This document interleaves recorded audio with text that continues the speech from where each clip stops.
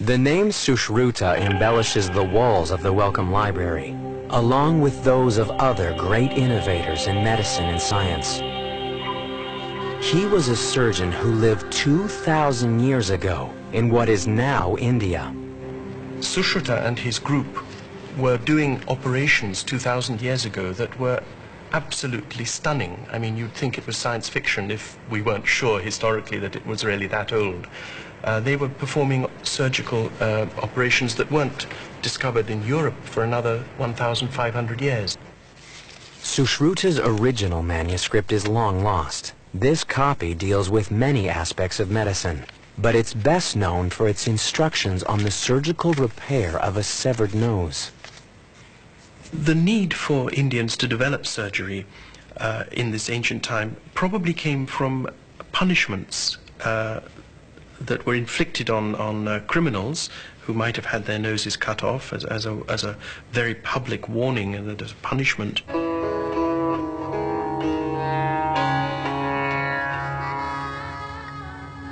The severing of an enemy's nose has been a Hindu practice through the ages. The injury was bad enough, but trying to repair it 2,000 years ago would have been, for the patient, a most grisly affair.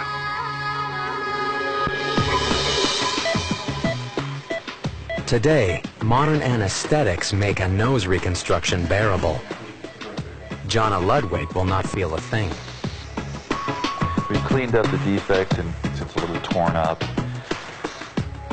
Even though the technology gap is vast, the method Dr. Menik will use to repair Jonna's nose is a direct adaptation of the Indian surgeon Sushruta's 2,000-year-old technique. We created a little three-dimensional bent foil pattern of the missing skin. Dr. Menik has made a template to guide his scalpel when he cuts donor skin from Jonna's forehead.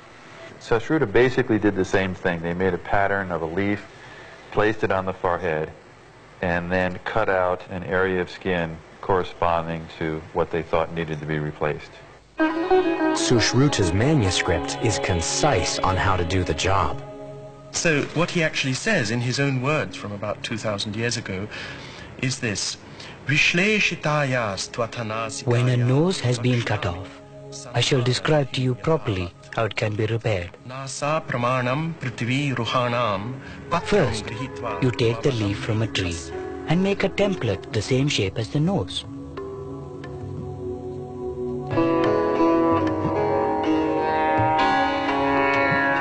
Place it on the cheek and cut from the cheek a piece of skin the same shape as the leaf.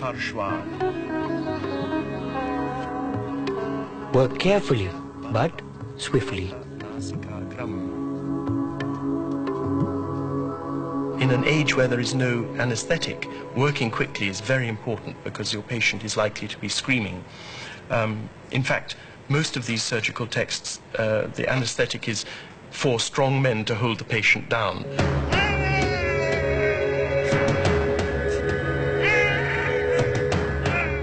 Cutting skin from the cheek was not the end of the agony. Then he scarifies the nose, that is to say, the stump where the nose was gets scratched and made bloody and ready to receive new tissue, and then this new piece of skin cut from the side of the face is attached to this scarified area.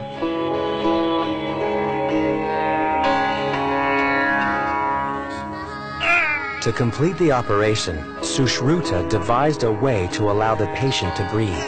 2 tubes made of reed were inserted into the new nose. It was all held together by tight bandages until the skin grew into place.